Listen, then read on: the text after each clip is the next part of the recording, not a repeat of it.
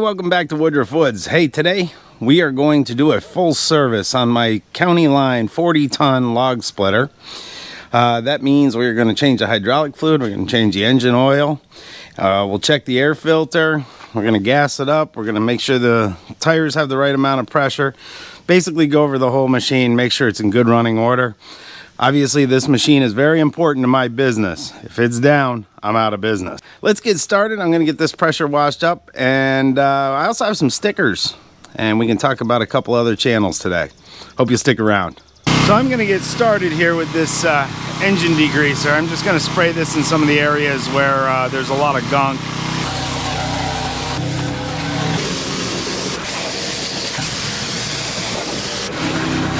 That should do it. I think that'll be clean enough. Got most of the loose dirt off of it, and where I leaked hydraulic oil or spilled it when I was putting it in. So get this back in the garage and we'll get started.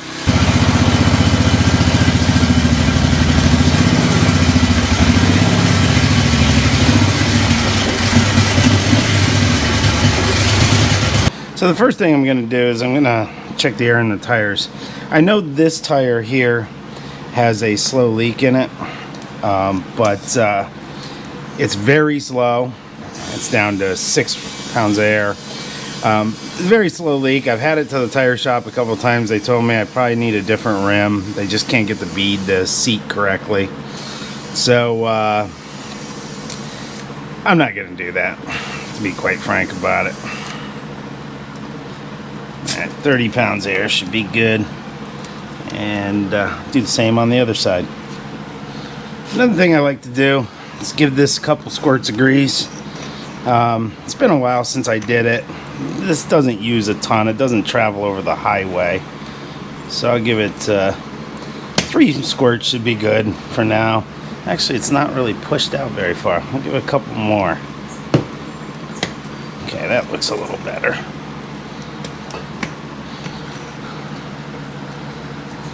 We'll do the same on the other side.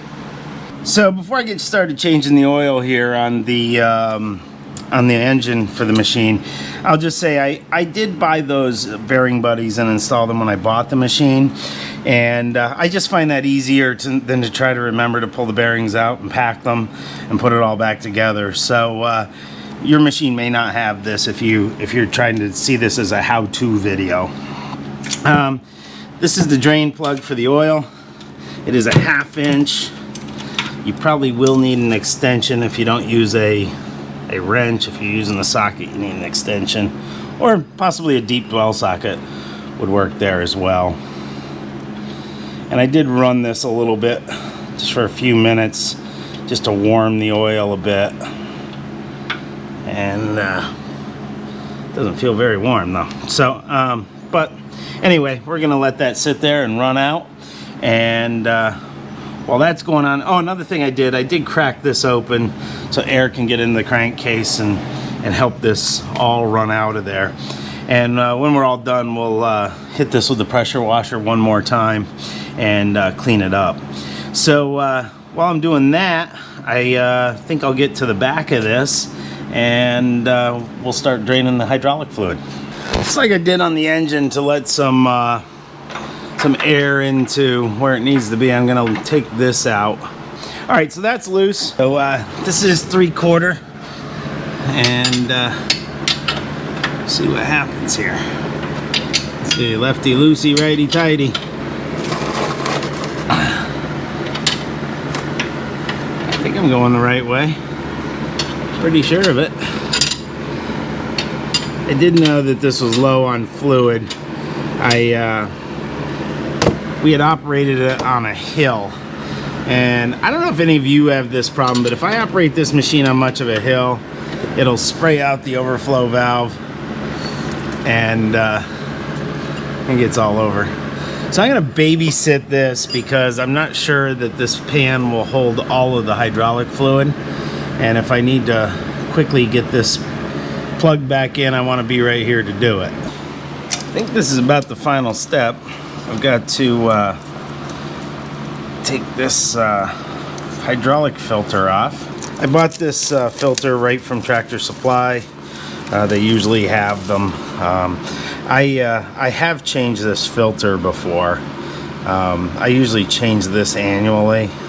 That may sound a little bit silly to some of you that I change the filter and not all the oil, but frankly it just keeps all the debris and stuff from going through the pump and the cylinder. So for me it's cheap insurance. That should be good. At this point all the oil's drained out, so I'm gonna return the plug. You should be aware there is a washer. I'll try to show that to you.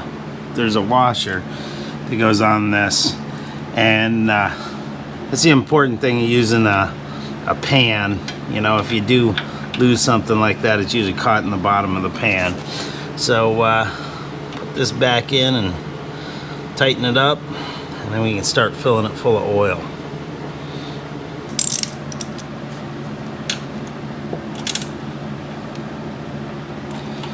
So just so you know, this takes 39 ounces of oil, and the fill is right here where the dipstick comes out. So I'm using a synthetic oil made by Pennzoil, 10W30, because I rarely operate below 32 degrees, and this machine is always kept inside. Chance for that to run down in.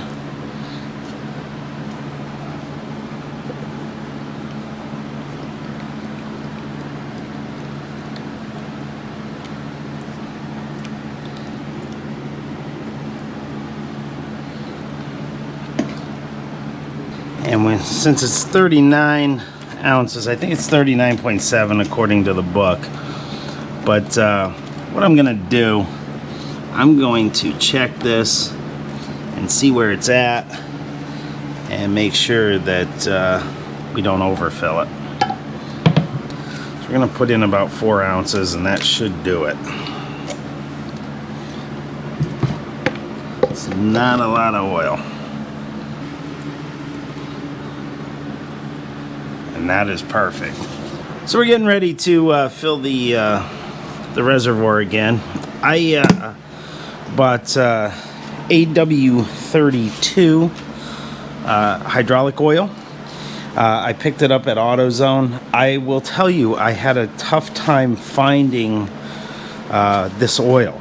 I never had a problem before, but like everything else, this must be in short supply. So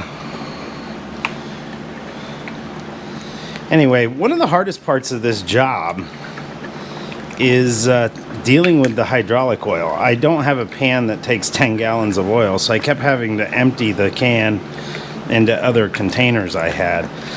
So when I'm done with this, I am definitely going to keep these 5-gallon pails.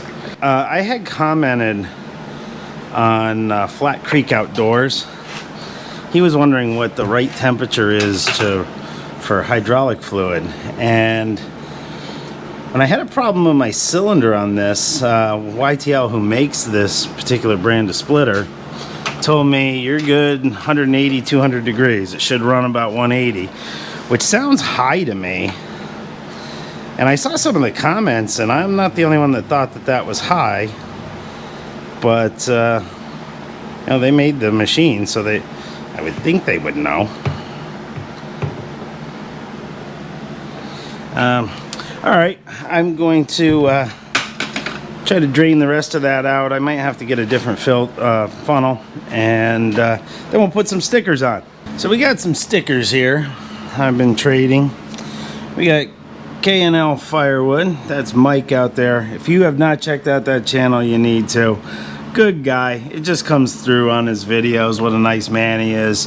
And he's been growing pretty good recently. He's doing some good stuff, so I encourage you to get over there and check him out. Next one's in the backyard with Dell. Dell's down in, I believe, South Carolina. And Dell does a lot of repairs and some firewood stuff. And Harry out at the Driftless Homestead.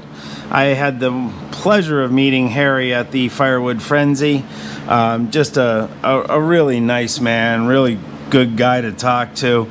And he actually has a new Easton made splitter. He does some videos on that. And then we have Life in the 906. And you probably caught my, I actually didn't show the full interview with him because I had an audio problem again. But, you know, they got a good channel. He's got I think a Kubota tractor, if I remember correctly. Does some things with that. He's got a 550 XP chainsaw, does some stuff with that. So you can check all of them out and see if you like to subscribe to some of those channels. I do have some extra ones. I got an extra one from Shibe. I've got an extra one from Brad at Firewood at the Furnace, and a couple extra ones from Dell down there in the backyard with Dell. And so we'll have to find a place for those, but for right now we're just gonna put these on the splitter, and I'll come back to you with what we have. Oops.